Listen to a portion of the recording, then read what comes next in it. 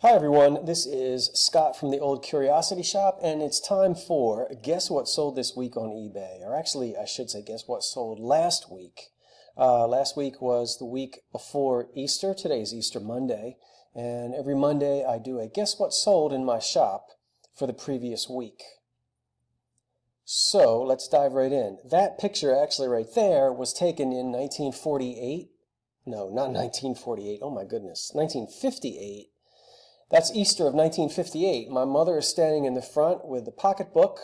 Her brother and sister are behind her, and my grandmother standing on her left or her right. My grandfather was taking the photograph, and that was in their house in front of the old white picket fence back in Easter of 1958. So I wanted to start off with a little bit of nostalgia from my own family. I have started to develop somewhat of a presence on what is it called? Instagram. Is that right? Yeah. I don't do a whole lot. I might post 3 or 4 pictures a week or so, and I don't really advertise my shop on there, but wow, I put this up within 1 hour. Somebody wrote to me and said, "Hey, is that for sale?" I said, "Yep, how about $35?" So we made a deal through PayPal, and I sold those 8 Pilsners through Instagram. I picked those up for, I think, $5 for all of them, and as I said, sold them for $35 plus $15 shipping. So that went out last week. Now let's go into the actual things that sold in my eBay shop. Excuse me. Here are 4 kitchen canisters from the probably late 40s into the early 50s. I picked these up for $2 and about 50 cents and sold them for $49.99. They were in really excellent condition, and I think that's why they sold so well.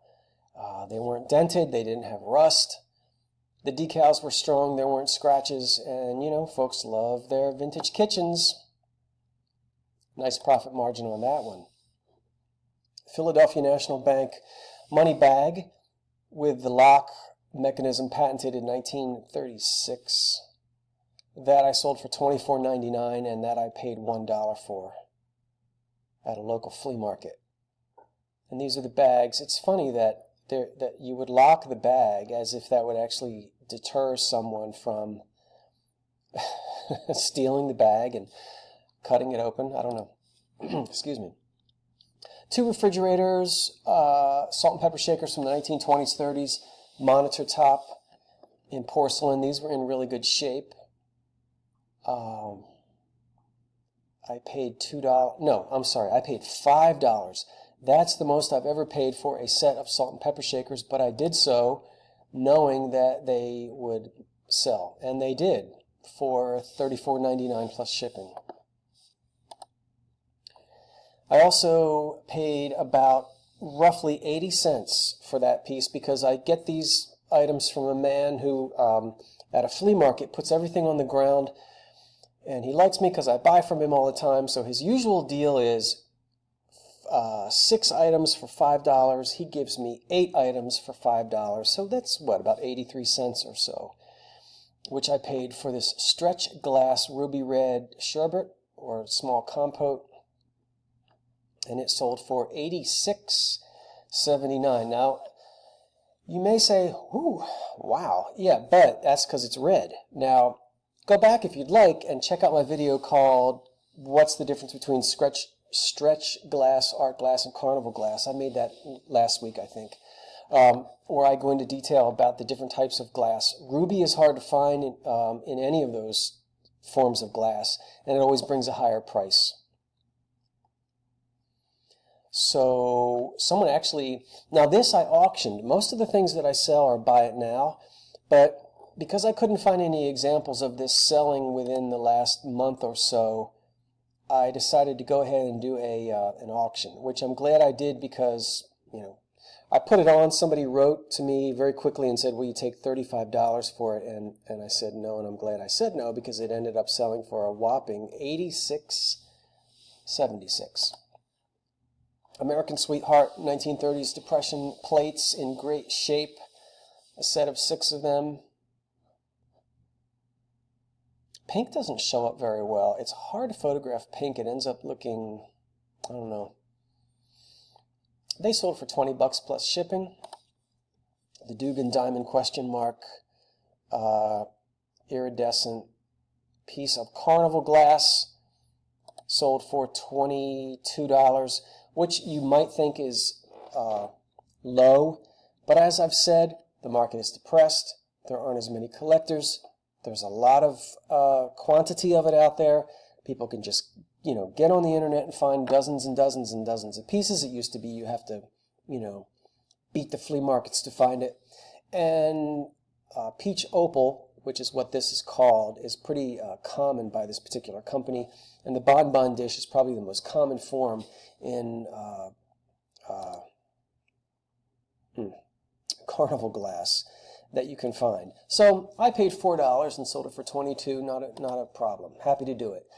God bless our home. Another trivet sold for $14.99, and I picked up a collection of about 5 or 6 of these for maybe $2 a piece. And I didn't even wash this one off. I liked the old, sometimes, that old dust. You see it? Look at all that old dirt and dust in there. It took 50 years for that thing to develop that patina. I would never destroy it with an SOS pad. And it didn't hurt the sale either. What else? Oh, this tiny little thing. Yeah, I sell Christmassy year-round. $9 for it. Actually, $10, $9.99. She probably went with a set of 4, 3 others that were, ooh, look how dirty she is. She needs a bar of ivory soap. Anyway, I probably do too at age 50. Yeah, so she got shipped out to Florida, and as I said, she probably went with a set of 3 others that stood with her, and she's probably a caroler or something like that. It doesn't say made in Japan, but I have no doubt that it was. And lastly this week, a pot to cook your potatoes in. 1930s cream and green enamelware. I don't know what made me sell it for $5. I could have gotten twice that much, but oh well. I must have been, who knows what I was doing when I listed that. But that went out. So, not a whole lot of sales this week before Easter, but good profit margins on the things that I did sell, so I was happy with that. And that's my weekly Monday Guess What Sold on eBay. I'm going to be doing another thrift haul video for you in just a little bit, so stay tuned for that later tonight if you're going to tune in for that.